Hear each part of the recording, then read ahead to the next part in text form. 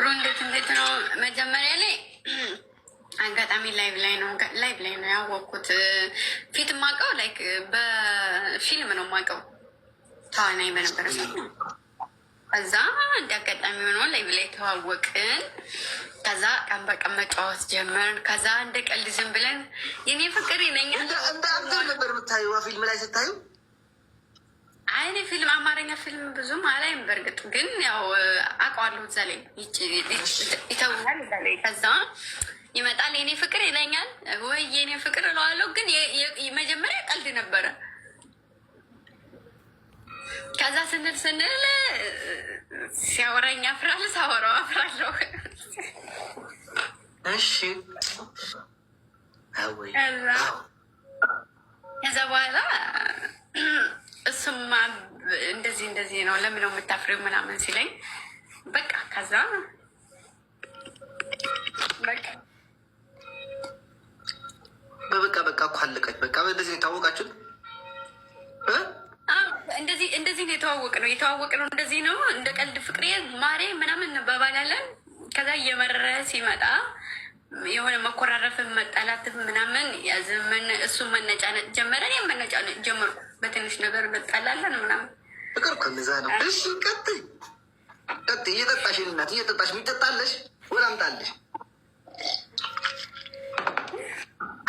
ጋይስ የኔ ፍላወርስ ሞሎ ሄዳቸው እሷም ሙሉላት ልበ ንጹህ ነች፣ ልበ ቀና ነች ሙሉ።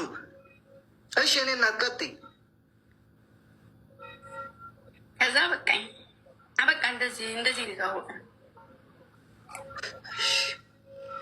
በቃ እንደዚህ ነው የተዋወቃቸው። እንደዚህ ፍቅር እንትን ያለው እንደዚህ ተዋወቅን። በኋላ እንደዚህ በውስጥ ያን ያክል እኔ በውስጥ ሰው አንጥቼ ምናምን አላወራም እኔ የራሴ ማለት ነው። ከዛ በውስጥ ስልኩን ላከልኝ።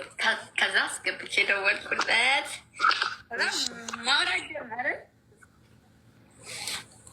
ከዛ በቃ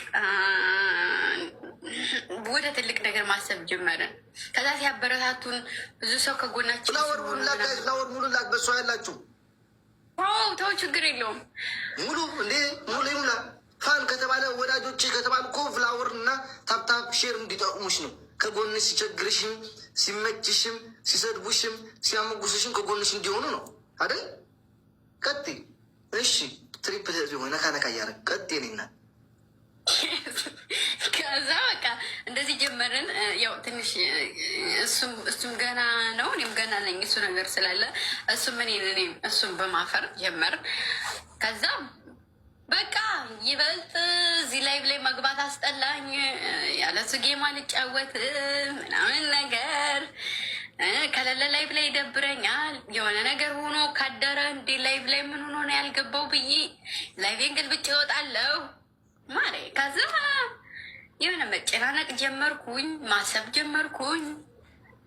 ከዛ እንዲህ ትልቅ ሰው እየሆንኩ ነው እንዲ ላሉ ለካ ፍቅር እየያዘኝ ነው ማሬ።